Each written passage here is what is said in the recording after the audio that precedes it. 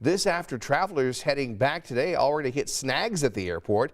Get this afternoon, more than 2,300 flights were delayed across the U.S. Nearly 40 flights were canceled. Indy's airport is seeing a more than handful of delays in arrivals and departures, but no cancellations for today's flight, which is good news at Indianapolis. But we do have some weather coming in for tomorrow.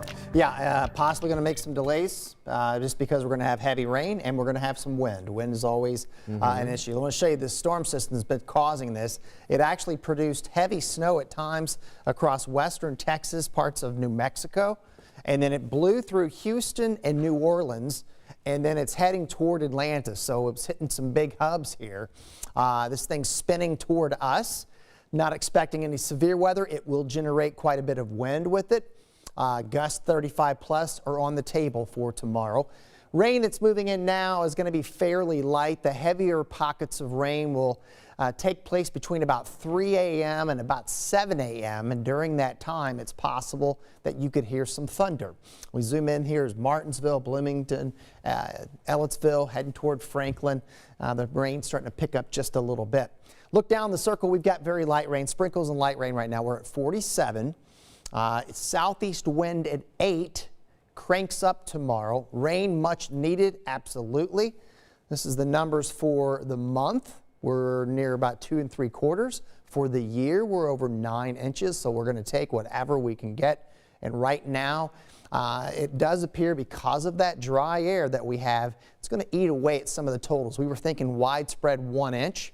Right now, probably closer to a ½ inch to locally inch plus. But again, we'll take whatever we can get. Probably don't want it to happen on a Sunday, but that's just how it's going to go down here for us. Out the door in the 50s, you'll notice it's going to warm up, and that'll be the warmest part of the day. Then once we get toward 5, 6 o'clock behind the front, temperatures will start to drop here. So here's future track 13.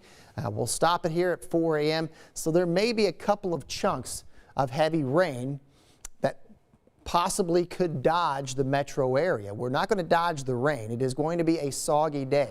And even if you don't have a heavy shower, a steady drizzle is expected through the afternoon. You see the numbers starting to go down here.